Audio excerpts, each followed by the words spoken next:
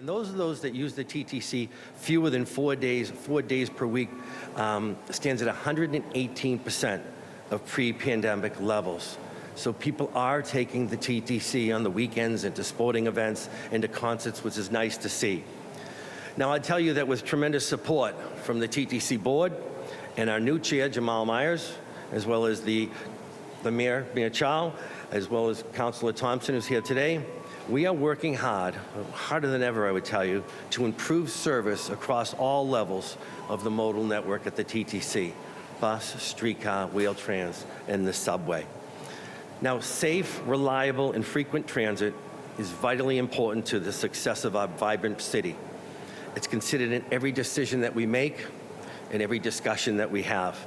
So before I invite Mayor Chow to the podium, what I'd like to do is I just want to take a moment and recognize the hard-working individuals who work at the Toronto Transit Commission and that keep this city moving.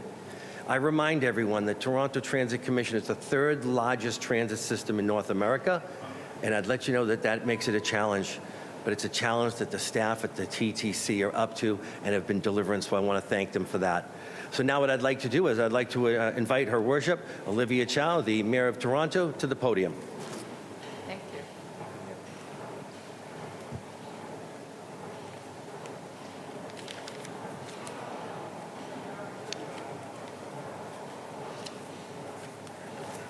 Good morning, everyone. This is the week where families are getting ready to get their kids back to school. Those that are taking summer holidays, they think, okay, I am back to work next week. And a lot of people are now planning, how long would it take for me to take my kids to school? How long would it take for me to get back to work? People rely on TTC, and they deserve a reliable, fast public transit system that works for them. So today, I am pleased to announce that this coming Sunday, 2 days before school start, we are increasing transit service.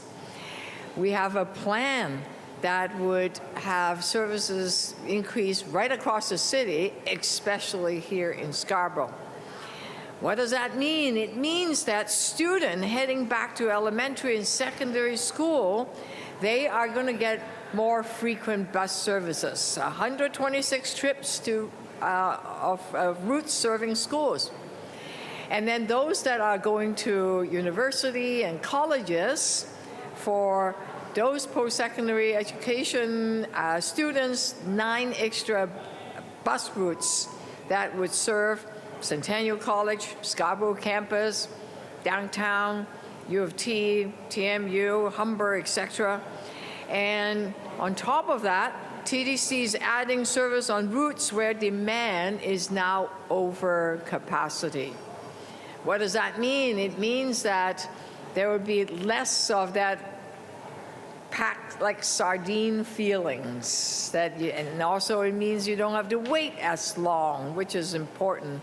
And so in September, the service will increase to 93% of the pre-pandemic service level. And then when October comes around, there will be shorter wait for the bus, streetcar, or subway trains. And then by November, there would be improvement on 22 existing bus routes. And for buses, it means that we are going to get to 99% of the pre-pandemic levels. Isn't that wonderful? It is a great news. And the rest of the service will be about 95% of the pre-pandemic levels. So in summary, it means that people won't be late at work, get to school on time. And I remember what my mom used to say, because all her life in Canada, she relied on the TTC to get to the hotel where she worked at. And for her, to making it on time is critically important, because she will lose wages and she'll be reprimanded if she doesn't show up on time. And that applies to a whole lot of people. So making sure people get to places on time is a top priority. So TTC, the better way, is going to continue to do even better. So you might ask, where are we finding the money?